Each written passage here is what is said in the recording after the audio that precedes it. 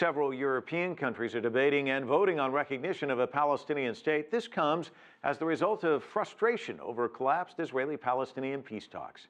Although the votes are mostly symbolic, they signal support for Palestinian independence, and they send a message to Israel. CCTV's Stepahnie Freid has more from Tel Aviv. It started with Sweden in late October. The vote for an independent Palestinian state so infuriated Israel's government that the Israel ambassador to Sweden was recalled and the country's foreign minister publicly quipped, "Mideast relations are more complicated than assembling a piece of IKEA furniture." The show of support didn't stop at Sweden's doorstep. Within weeks, numerous other European countries announced they will follow suit. The votes are a show of support for an independent Palestinian state free of Israeli occupation. They are being propelled by exasperation over Israel's continued settlement building on Israeli-occupied Palestinian land and dead-ended peace negotiations between Palestinian and Israeli negotiators.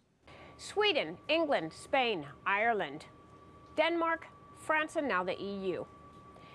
The votes and the discussions are symbolic, but they pose enough of a threat to Israel for Israel's prime minister to pose the rhetorical question, don't you have enough to worry about with all the beheadings going on in this region? Propelling the momentum, a belief that the recognition, however symbolic, will push a peace accord between Israelis and Palestinians.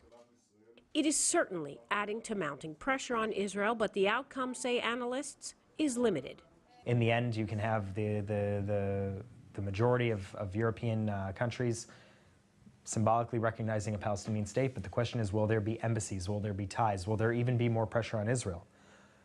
On the Palestinian street, the concerns are the Israeli presence in the West Bank, settlement expansion. Will this pressure or will this recognition do anything to remove those, to shift the reality in the ground? The way things are looking, it doesn't look like it.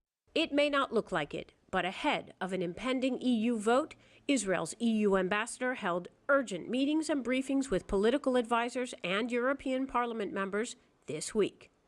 Stepahnie Freid, CCTV, Tel Aviv.